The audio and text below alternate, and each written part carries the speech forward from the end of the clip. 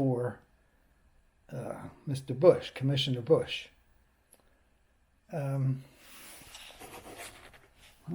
I suggested that possibly Governor Abbott could be persuaded to do away with the services of Ken Paxton as he has with the services of the Secretary of State, because we no longer have a sitting Secretary of State who is in charge of elections and oaths of office and any number of things. So there's got to be, in my opinion, a complete turnaround.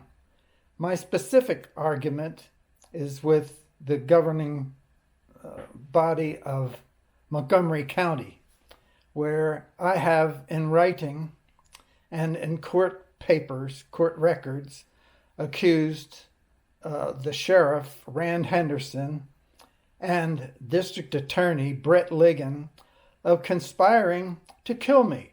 That's in quotes, kill me. I have been abused all the way up the line to the Texas Supreme Court, where I can blame it on the Texas Supreme Court clerk, Blake Hawthorne. So that my divorce case, which started almost 3 years ago, is still sitting in the Supreme Court as e-stored. It's not finalized. It's e-stored.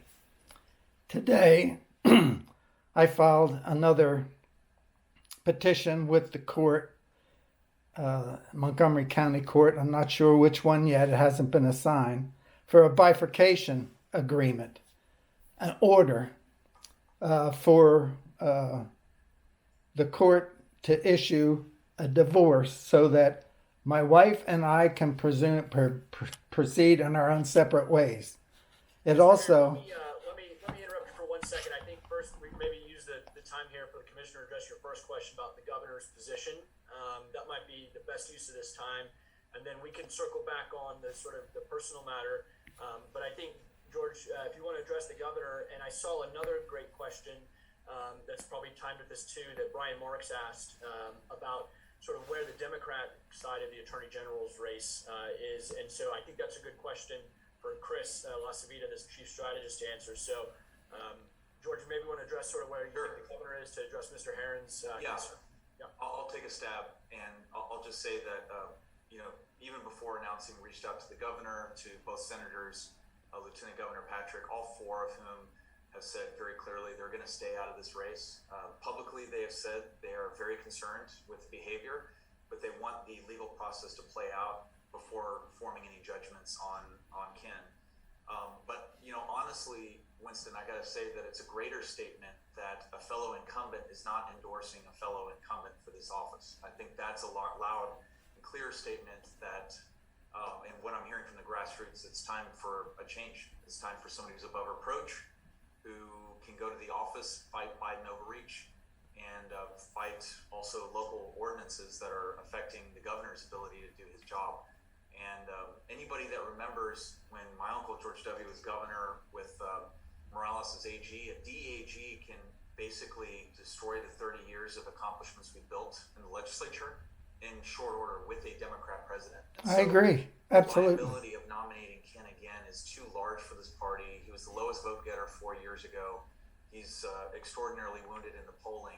So let's change horses while we still have a chance. Chris?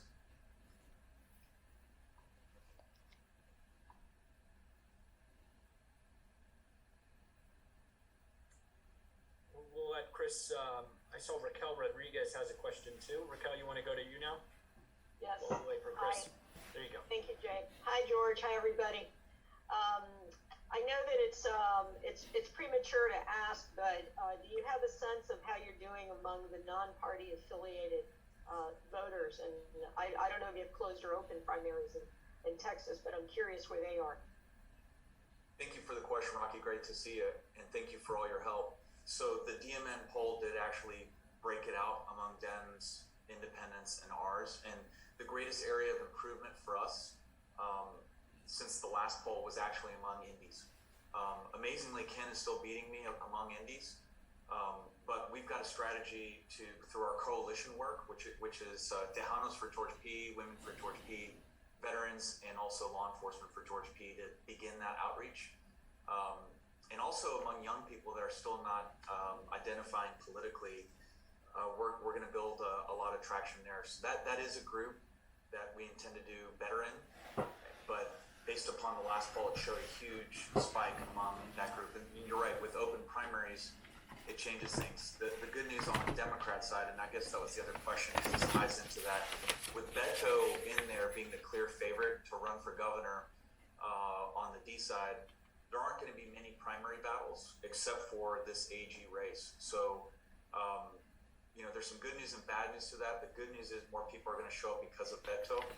They're going to go down the ballot and then vote for, hopefully, us as, Democrats or independents, because now you can vote on both sides of your ballot in a primary. The bad news is you're going to see more focus of Democrats staying in their 8th lane on the AG race potentially, because you have 3 candidates. And I think this goes to Winston's earlier question, that on the fundraising side of things, Lee Merritt, civil rights attorney, defund the police, open borders Democrat, has outraised all 4 Republicans combined, based upon the last report. George Soros has come in a big way in legal, judicial, county races in Texas. He put $1 million in an anti-police ballot prop here in Austin just very recently. So, that's just something we have to keep an eye on. There's a lot of national money flowing into Texas. They view redistricting as an opportunity to try to make some gains, and they know that when Republicans took